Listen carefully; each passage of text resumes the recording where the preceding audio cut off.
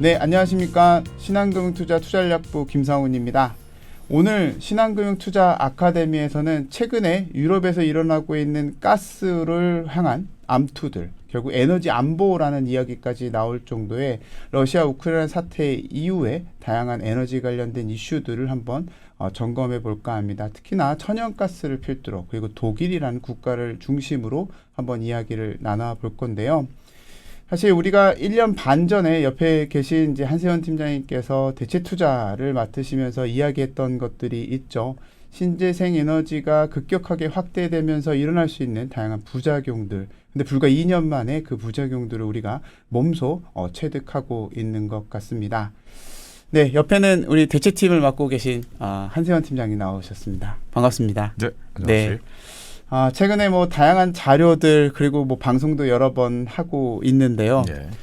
어떻게 보면 좀 전 연초까지만 해도 대체 투자에서의 어떤 투자 기회들 네. 이런 것들을 좀 이야기 나눴었는데 오늘은 사실은 조금 불편한 얘기들 에너지 안보 이러한 것들 네. 때문에 일어나고 있는 에너지 역학관계들을 좀 네. 이야기해야 될 것 같아요. 예, 특히나 가스가 굉장히 부각되고 있죠. 맞습니다. 예, 예. 유럽 내에서 왜 가스가 이렇게 부각되고 있는지 그거부터 한번 이야기를 풀어나가 볼까요? 말씀하신 것처럼 저희가 작년부터 유럽 지역에서 이제 풍력 발전량이 이제 급격하게 감소를 하고 또 가스 수요가 상대적으로 증가를 하고 이런 부분들에 대해서 지적을 한 바가 있습니다. 네. 그런데 그게 올해로 넘어와서 정치적인 충돌, 그다음에 무력 이슈 뭐 이런 부분들하고 같이 이게 이제 연이어 이제 엮이면서 문제가 확대 재생산되는 그런 측면을 저희가 직접 보고 있다 이렇게 네. 말씀드릴 수가 있겠는데요. 그 과정에서 이 천연가스가 에너지 안보 이슈의 핵심 과제, 핵심 어떤 그런 요소로 이제 부상하는 걸 지금 이제 저희가 목도를 하고 있는데 네. 그런 측면은 여러 가지 이제 이 유럽 내에 이제 에너지 수요를 한번 좀 구체적으로 보면서 좀 말씀을 드리도록 하겠습니다. 네. 예, 그림을 보시면은요, 좌측에는 이제 유로존 지역의 에너지 원별이죠. 이제 보통 이제 퓨얼이라고 하는데 에너지 원별 이제 공급이 어떻게 이제 분포되고 있는지 수입 이 대내에서 이제 영내에서 이제 생산이 되는지 아니면 밖에서 이제 들여오고 있는지를 이제 보여드리고 있고요. 우측의 거 같은 경우는 이제 수요별이죠. 뭐 산업, 운송, 서비스, 가계 뭐 이렇게 수요별로 이제 이 어떤 에너지원들을 이제 주로 위주로 사용하고 있는지 이제 그림들을 보여드리고 있습니다. 좌측 거부터 먼저 보시면은요. 석유하고 천연가스가 유독 외부에서 수입하는 비중이 높은 거를 확인을 하실 수가 네. 있고요. 재생에너지하고 원자력은 이제 영내에서 대부분 생산되는 거. 뭐 당연합니다. 재생에너지는 이제 사이트에 설치를 한 거에서 이제 생산을 이제 하는 거고 원자력은 이제 결과적으로 네. 이제 전기니까 전기를 이 바다 건너 이제 이 원거리에서 수입한다. 이거는 현실적으로 좀 쉽지 않은 측면이 있죠. 네. 그래서 천연가스하고 이제 화석에너지를 주로 이제 외부에서 수입한다는 걸 확인하실 수가 있고요. 오른쪽에 이제 수요 부문별로 보시면은 산업, 그다음에 이제 서비스, 그다음에 이제 가게, 이제 주거용이죠. 요 세 개의 수요 섹터에서 천연가스의 비중이 압도적으로 높은 거를 확인을 하실 수가 있습니다. 게다가 여기서 좀 더 나아가서 수입 채널, 수입 지역을 이제 좀 더 보게 된다면은 화력 발전 원료 중에서 러시아 의존도가 한 3분의 1 정도 가까이 되고요. 그다음에 이 서비스나 이제 특히 산업 부문에서 천연가스의 비중이 뭐 이 81%, 70% 가까이까지 이렇게 높은 비중을 차지하고 있기 때문에 네. 지금 최근에 저희가 유럽에서 이제 겪고 있는 부분들, 러시아, 우크라이나 이런 전쟁 같은 부분들로 인해서 공급이 불안정해졌을 경우에 이런 부분들이 이 직접적인 그런 타격에 노출될 수 있다. 그런 부분들을 이제 에너지 안보 이슈에서 이제 다루고 있는 것이고 그러다 보니까는 보시는 것처럼 천연가스 부분에서 가장 노출이 정도가 크기 때문에 이 에너지 안보 이슈의 핵심으로 천연가스가 굉장히 얘기가 많이 되고 있다. 이렇게 이해를 하실 수 있겠습니다. 이게 그림만 보더라도 사실 유럽 내에서의 전체 에너지원 순수입 비중이 거의 절반 이상 60%를 넘는 것 그렇죠. 같고요. 예. 그리고 그 중에서 사실 석유랑 천연가스 같은 경우는 러시아에 대한 집중도 상당히 높으니까. 그렇죠. 이전까지는 굉장히 러시아 파이프라인 가스를 네. 편하게 갖다 썼다 이렇게 그렇죠. 보실 수 있겠죠. 예. 근데 이제 결국 올해 금수 조치라는 네. 것도 계속 시행이 되고 이제 궁극적으로는 30년까지는 이제 완전하게 거의 대체하려는 노력들이 좀 보이고 있는데요. 네. 그럼 대체제가 어딜까? 뭐 네. 이런 고민들도 할 수밖에 없어요. 그렇죠. 네, 네. 그 고민 이야기 한번 보시겠습니까? 예. 네. 그래서 최근에 이제 움직임들 이제 한번 짚어보도록 하겠습니다. 네. 아무래도 지금 현재 가장 이제 이슈화가 되고 있는 부분이 가스 수급이 되겠죠. 그래서 천연가스 수급 부분을 보시면은 전년 대비해서 일단 러시아에서 들여오는 물량이 굉장히 많이 감소한 거를 좌측 그림에서 확인을 하실 수가 있고요. 반면에 이제 미국에서 수입하는, 그러니까 미국에서 이제 수입하는 거니까 이제 파이프라인 가스가 아니라 이제 액화, 그러니까 LNG가 되겠죠. 네. LNG 요 그림으로 이제 확인하실 수 있는 게 러시아에서 이제 빼는 수입 물량을 이제 미국에서 수입하는 걸로 이제 대체를 했다. 이렇게 보실 수가 있겠고요. 그다음에 재고로 본다고 하더라도 10년 내에 거의 최저 수준을 지난 1월달에 기록을 했고 그 이후에 조금 회복을 하고 있다. 이렇게 보실 수가 있습니다. 근데 어떻게 그 파이프라인 러시아산이 네. 미국산으로 많이 대체되는데 뭐 꼭 그런 이유가 있나요?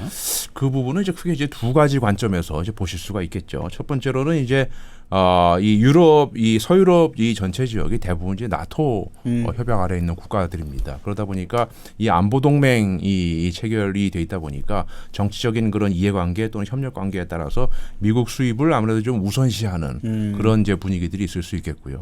두 번째로는 러시아에서 이제 수입 물량을 빼게 되면은 어디에선가 대체로 이제 공급을 해야 되겠죠. 네. 공급을 해야 되겠는데 지금 현재 세계적인 LNG 수출 국가 중에서 가장 공격적인 이 수출 터미널, 그러니까 액화 터미널 용량에 투자를 해서 매년 이제 새로운 액화 터미널 용량이 시장에 들어오고 있는 지역이 이제 미국입니다. 그러다 보니까 두 가지 관계가 맞아 떨어지다 보니까 미국의 수입 물량을 늘려서 러시아의 이 기존 수입분을 대체하는 효과를 가장 크게 보고 있는 현재 상황이 그런 부분에 이제 근거하고 있다. 이렇게 보실 수 있겠죠. 네. 그럼 다음으로 우리 가격을 한번 봐주셨으면 좋겠어요. 예. 천연가스 저희가 이제 작년에도 이 이슈가 훨씬 있기 전부터 이제 미국 유럽 가스 얘기를 이제 몇 번 짚었습니다만은 유럽 대륙은 이제 다른 나라들과 달리 굉장히 특이한 그런 이 지형적인 그런 이 요소들을 갖고 네. 있죠. 유럽 국가의 대부분들은 이 국경을 맞대고 같은 지역에서 국경을 맞대고 있습니다. 그러다 보니까 전력망이나 가스 파이프라인이나 이런 것들이 이제 서로 이제 연결돼 있는 네트워크가 연결돼 있는 그런 다른 지역과 다른 특징들을 가지고 있습니다. 그래서 이제 지역별로 이제 가스나 전기가 서로 이제 유통되는 그런 이제 시장을 형성하고 있는데 최근에 두드러지는 부분은 국가별로 천연가스 가격이 좀 이렇게 좀 가격 수준 자체가 격차가 확대되고 있다는 부분이죠. 과거 현재 같이 이런 이제 올해 이슈가 있기 전에 과거에는 주로 이제 TTF 가격이나 영국의 MBP 가격 이렇게 두 개로 이제 나눠서 이제 대체로 이제 보고 있었는데 최근에는 이 그림 좌측 그림에서 보시는 것처럼 여러 국가들의 가격이 이렇게 많이 이렇게 좀 퍼지는 형태로 격차가 커지는 모습들을 올해 내내 좀 보일 것으로 그렇게 예상이 되고 있습니다. TTF는 네덜란드 그렇죠. 가격이죠. 네덜란드 허브죠. 네. 그럼 보니까 영국하고 네. 폴란드인 것 같은데요, 그죠? 네. 거의 극과 극이. 예, 그렇죠. 이렇게 예. 가격이 급격하게 벌어지고 있는데 이렇게 확대되는 주원 요인들이 있을까요? 뭐 예상하시겠지만은 네. 최근에 이제 뭐 전쟁이 가장 직접적인 그 요인이라고 이제 보실 수가 있겠죠. 네. 가장 단언이 쉽게 이제 요 현상을 이제 표현을 한다면은 이 천연가스를 해외에서 도입하기가 얼마나 용이하냐, 얼마나 손쉽냐, 얼마나 인프라스트럭처를 잘 갖추고 있냐에 따라서 가격이 지금 양극화되고 있다라고 네. 보실 수가 있겠습니다. 이를테면은 해외에서 천연가스를 수입하기, 그러니까 LNG를 수입하는 수입 터미널, 그러니까 리게스 터미널, 제기화 터미널이죠. 제기화 터미널 인프라 용량을 많이 갖추고 있는 영국이나 스페인 같은 그런 이 서유럽의 서쪽에 위치한 국가들은 상대적으로 가스 가격이 좀 낮은 수준을 가지고 간다 이렇게 보실 수 있게 되겠고요. 그렇죠. 용이하기 때문에. 그렇죠. 네네네. 반면에 이제 이 기존의 러시아 가스, PNG 가스에 굉장히 많이 노출 빈도가 높았고 그 다음에 앞으로 이 러시아 PNG를 대체할 수 있는 가능성이 굉장히 좀 이렇게 쉽지 않은 이런 국가들, 이를테면 폴란드나 네. 독일이나 이런 국가들은 상대적으로 굉장히 높은 가스 가격이 올해 내내 좀 지속될 거다. 이런 인식들이 이 격차 확대 현상에 담겨 있다 이렇게 보실 수가 있겠습니다. 결국 우측 그래프도 보면 사실 금융시장에서 지금 제일 큰 화두는 이제 팀장님도 잘 아시겠지만 인플레이션 그렇죠. 있지 않습니까? 예. 결국 여기서 발발된 그러니까 에너지 안보 때문에 시작된 이슈다라고 볼 수 있을 정도로 네. 뭐 오른쪽에 보시는 바와 같이 유럽 내 전체적인 에너지가 차지하고 있는 인플레이션의 어떤 영향도 뭐 압도적으로 네. 인플레이션에 큰 영향을 미치고 있는 걸로 지금 나타나고 있는 걸로 봤을 때 네. 아마 올해 내에는 이제 이런 이 현상들을 좀 벗어나는 게 힘들지 않을까 이렇게 네. 보실 수 있겠죠.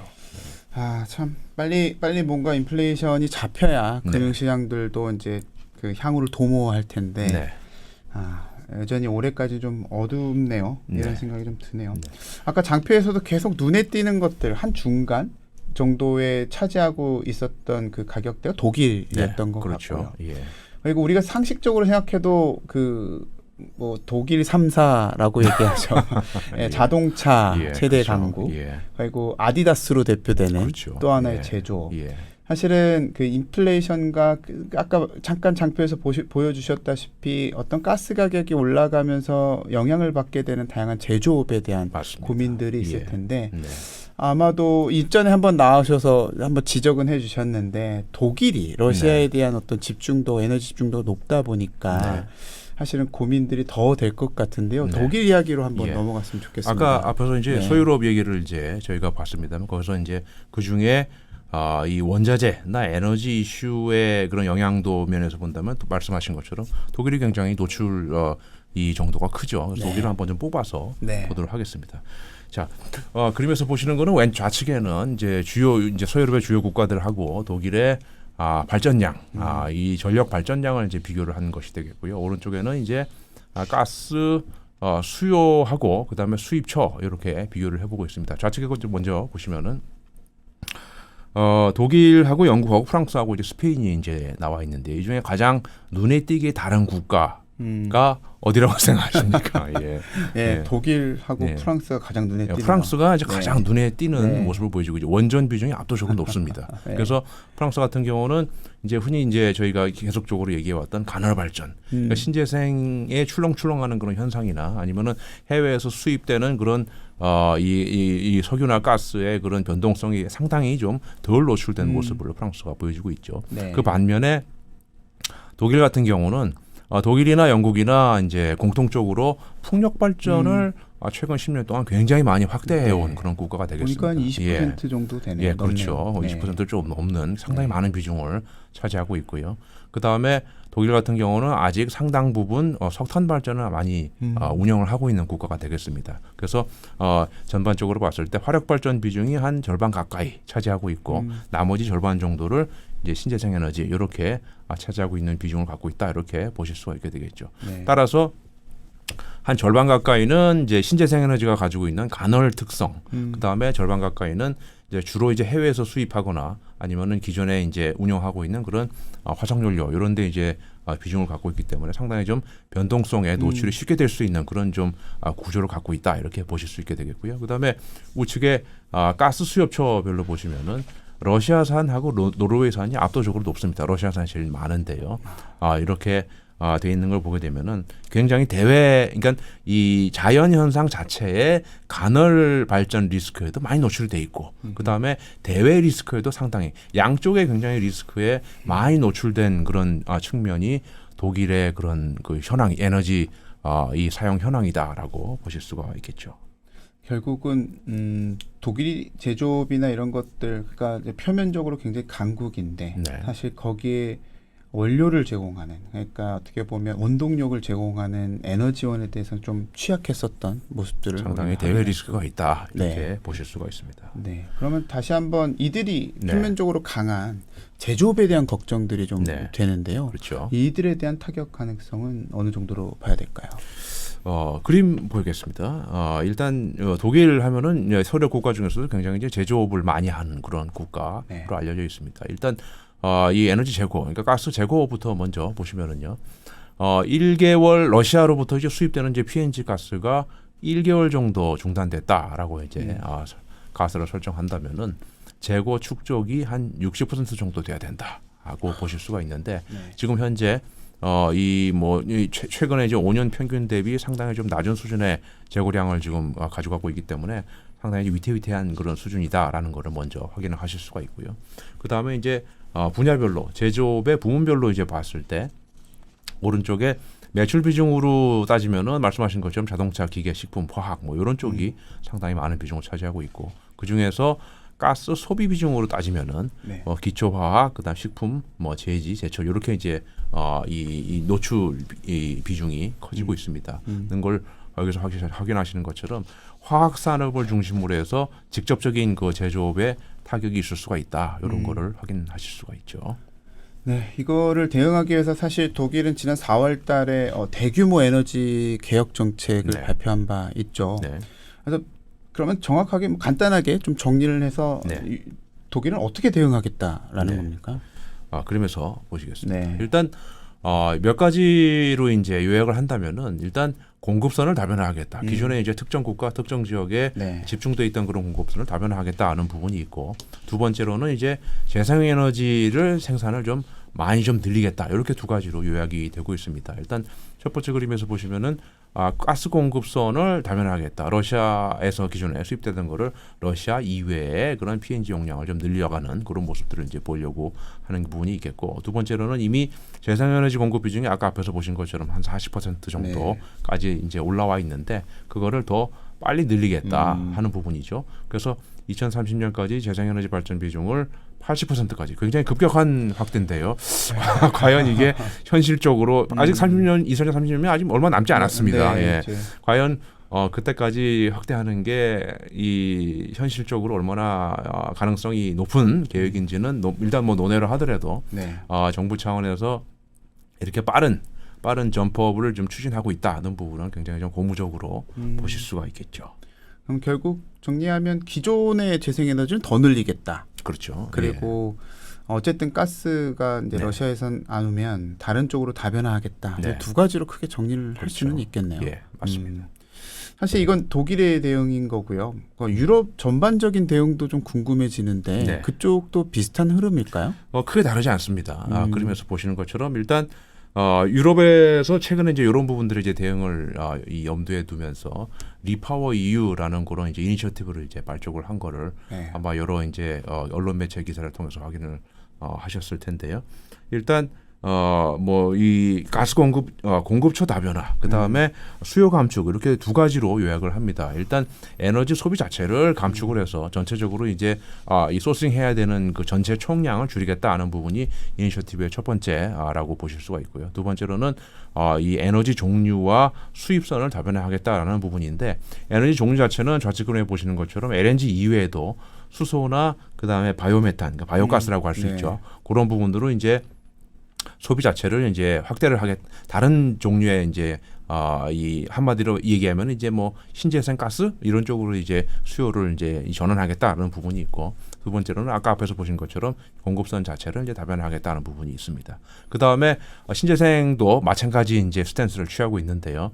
육상풍력, 해상풍력, 태양광, 공이 굉장히 높은 수준의 타겟치를 제시를 했습니다. 근데 오른쪽 그림에서 보시는 것처럼 육상풍력의 경우에 유독 굉장히 높은 현재 이 여러 이제 컨설팅 기관들이 보고 있는 것과는 상당히 높은 그 타겟치를 좀 제시를 하고 있기 때문에 예, 네. 굉장히 많은 이 설치량이 앞으로 돼야 저런 부분들을 이제 따라잡을 수 있을 걸로 예상이 되고 있고 근데 이제 익히 뭐 말씀을 이제 이전에도 드렸습니다만은 네. 태양광 PV나 뭐 풍력이나 상당히 넓은 부지를 필요로 하는 그런 자산들입니다. 그렇기 때문에 과연 부지나 인허가, 민원 뭐 이런 측면에서 얼마나 이런 부분을 이제 팔로우하는 속도가 빨리 날 수 있겠냐라는 다양한 좀 뭐 논란이 나올 수 있겠다 이렇게 네. 말씀을 드리겠습니다.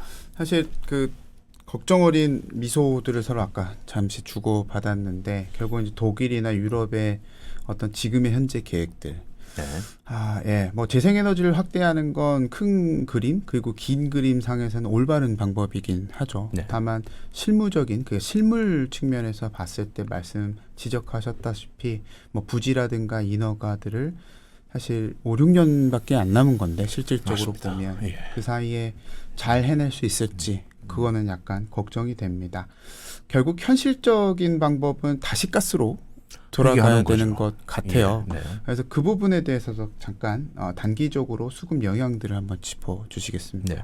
아무래도 앞에서 보신 그런 신재생 에너지를 확대하는 그런 부분들은 단기적인 바로 저희가 효과를 기대하기는 상당히 좀 어려운 네. 어떻게 보면은 좀 약간 청사진에 가까운 그런 그렇죠. 계획이 아닌가 이렇게 보실 수도 있겠고요. 단기적으로는 결국 가스를 빨리빨리 수입을 해서 네. 재고를 채우는 것이 당장 올해 닥칠 여름과 겨울 시즌에 대비한 대안이 아닌가 이렇게 생각하실 수 있겠는데요. 일단 가스를 수입하기 위해서는 지난번에 저희가 누차 강조를 드린 것처럼 수출 사이드의 에커터미널, 그다음 수입 사이드의 재개발 터미널 두 가지 인프라 용량을 확보를 하고 있어야 됩니다. 근데 수입 터미널 쪽에 수입 사이드를 일단 먼저 보시면은요, 스페인, 영국을 이제 중심으로 해서 소유력 국가들의 수입 터미널 용량, 재개발 터미널 용량은 상당히 좀 아직은 여유 있는 편이다 이렇게 보실 수 있기 때문에 재기화 터미널 용량보다는 오히려 LNG 공급량 자체를 확보할 수 있냐 이게 더 이슈가 되겠다 이렇게 보실 수가 있겠고요. 그러면은 받는 입장에서는 그나마 그렇죠. 다행이네요. 예, 받는 쪽에서는 아직 좀 용량이 여유가 있다. 그러니까는 결국 통은 통의 여유분은 있는데 실제로 물을 담을 수 있느냐가 넣어주느냐. 이제 이슈가 된다라고 볼 수 네. 있겠죠. 그러면 물을 누가 대주냐를 한번 보도록 하겠습니다. 미국 쪽의 에쿼터미널 용량 한번 보시죠. 일단 LNG 공급량 대비해서는 에카터미널 용량은 상당히 여유 있는 것으로 나오고 있습니다. 근데 저 여유가 어떤 측면에서 보기에는 그림상으로 보기에는 바로 좀 여유가 있다라고 보실 수가 있는데 저 부분은 미국이 에카터미널 용량을 계속 신규로 건설을 해서 지금 시장에 들어오고 있기 때문입니다. 그래서 실제로 이 연중에 이 가동률로 보면은 거의 100%풀 가동에 다다른 그런 상황을 보여주고 있기 때문에 매년 에쿼터미널 용량이 늘어나면서 LNG 공급량이 따로 늘어나고 있는 상황이다라고 보실 수가 있게 되겠고요. 그래서 지속적인 건설로 LNG 수출 확대의 기대는 감은 가지고 있습니다만은 그게 매년 이렇게 이 늘어나고 있는 상황이기 때문에 미국의 용량 확보 수준을 계속적으로 좀 추적 관찰할 필요는 있다. 이렇게 보실 수가 있습니다. 당장 걱정은 올해 말 내년 네. 초인 것 같아요. 그렇죠. 에너지 수요가 그때가 급격하게 늘어나는 네. 시기이지 않습니까? 네.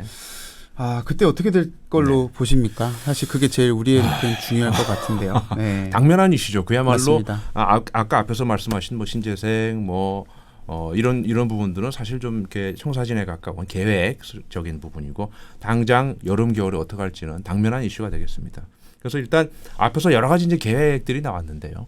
이런 목표가 이행되고 추가적인 어떤 변동성에 노출되는 즉 수급 충격이 없을 때는 러시아 기존에 공급하고 있던 물량을 대체하는 게 가능은 하다. 하지만은 시나리오 악화가 됐을 때 결국 기존에 지금 이제 보신 그런 계획에서 조금 변동이 있다든지 아니면은 수입에 조금 차질이 있다든지 이런 경우에는 당장 올겨울부터 상당한 수급 충격이 있을 수가 있다. 그래서 가스 가격이 아까 앞에서 보신 것처럼 이 지금 현재 예상은 올해 말을 기점으로 해서 다시 이제 안정을 찾아가는 그림들을 보고 있습니다만 그렇지 않을 수도 있다는 부분을 좀 리스크 요소로서 좀 이 염두에 두실 필요는 있겠습니다. 저희가 아마 작년 이맘때 영상이었던 것 같아요. 네. 그때 유럽의 모 투자 운용사의 네. 이제 대표 말을 네. 이제 빌어 네. 말씀해 그렇죠. 주셨죠. 예. 올해 유럽에서 동사를 할 수 있는 하는 사람들이 많이 늘어날 것이다. 불과 한 반년, 예. 한 10개월 정도 예. 된 것 같은데요. 예. 올해는 그거보다 더 힘든 네. 겨울일 것 같다라는 걱정이 좀 앞서네요. 공교롭게도 그분의 예상이 맞아 들어갈 수도 있는 그런 상황으로 가고 있습니다. 네. 참 그때까지만 해도 전쟁에 대한 이슈들은 없었음에도 불구하고 가스의 가격 때문에 고민을 했었는데 올해는 참 걱정입니다. 어쨌든 간에 이게 단기 대책으로 우리가 이제 고민하고 있는 건 말씀드렸다시피 장기적인 것들을 제외하고 네. 단기적인 대책들, 즉 예. 가스를 어떻게 하느냐가 중요할 텐데 혹시 네. 현지에서 대두되고 있는 뭐 그런 것들이 있을까요? 이렇게 어려운 와중에도 네. 이 빛을 보는 이 부분들은 있기 마련입니다. 예, 그림에서 보시면은요. 네. 아까 앞에서 말씀드린 것처럼 유럽을 전체적으로 봤을 때 유럽의 LNG 수요 대비 이제 제기화 터미널의 용량은 여유가 있는 편이다 하는 부분을 말씀을 드렸는데요. 네. 그런데 각 국가별로 상황을 보면 사정이 또 다 다르죠. 말씀드린 것처럼 스페인이나 영국 같은 경우는 자국의 수요 대비 훨씬 많은 용량을 갖고 있고 그래서 LNG를 수입을 해가지고 자기 제기화 터미널에 수입을 해가지고 그거를 파이프라인으로 다른 유럽 국가들에 수출하는 이런 이제 역할들을 주로 하고 있습니다. 네. 근데 반면에 독일 아까 이제 계속 얘기가 나오는 독일 같은 경우는 현재 직접적으로 LNG를 수입할 수 있는 터미널은 하나도 없습니다. 그러니까는 러시아에서 PNG를 수입을 하든지 아니면은 영국이나 스페인이 수입한 LNG를 PNG로 수입을 하든지 이런 식으로 이제 여태까지 이제 활용을 해왔던 거죠. 네. 근데 지금처럼 이렇게 에너지 안보 이슈가 큰 이제 이 문제로 대두된 상황에서는 독일 같은 국가들은 옆 나라에서 넘어오는 PNG에 의존하기에는 이건 직접적인 안보 이슈가 될 수 있는 아까 보신 것처럼 내국의 이 제조업 생산 자체가 파국에 갈 수 있는 그런 상황이기 때문에 이 안보 이슈 에너지 이슈가 아니라 안보 이슈로 지금 상황이 네. 전이된 상태라고 보실 수가 있고 네. 그래서 독일 입장에서는 직접적으로 LNG를 수입할 수 있는 터미널을 확보하는 게 당면 과제가 된 상황이다라고 보실 수가 있습니다. 그러면은 자 아까 이제 저희가 이제 이 그림 이제 자주 보셨을 네, 텐데요. 맞습니다. 자 수출 쪽에 액화터미널, 수입 쪽에 리가스 터미널, 제기화 터미널 이렇게 네. 두 개의 이제 인프라스트럭처를 갖춰야 된다라고 말씀드렸는데 그럼 독일은 수입 국가니까 제기화 터미널을 갖춰야 된다라고 말씀드릴 수가 있고요. 근데 제기화 터미널이라는 거는 일반적으로 이 프로젝트를 기획하고 투자자를 모으고 그 다음에 이 부지 확보 인허가를 해서 건설하고까지 대략 짧으면 한 6년 정도, 길면 한 10년 정도가 걸리는 그런 프로젝트입니다. 게다가 요즘에는 이 부자님 같은 경우에 이 부자님 사시는 옆 동네에 대규모 가스 터미널이 들어간다 그러면 기분이 좋겠습니까? 무슨 피켓 들고 가죠. 그렇죠. 네. 그러다 보니까 요즘은 민원이 굉장히 많아서 건설을 하기 어려운 경우도 많다고 보실 수 있기 때문에 독일 입장에서는 당장 제기화 터미널을 확보하고 싶어도 현실적으로 굉장히 좀 어려운 난관이 많다. 당장 확보하기 어렵다. 이렇게 보실 수가 있습니다. 따라서 최근에 이제 많이 대두가 되고 있는 그런 이제 대안은 이제 FSRU라고 하고 있는데요. Floating Storage and Regasification Unit. 그래서 쉽게 말해서 이 육상에 짓는 제기화 터미널을 배 위에 올린 형태의 이런 터미널을 확보하는 거를 지금 대안으로 지금 좀 부상을 하고 있다 이렇게 보실 수 있고요.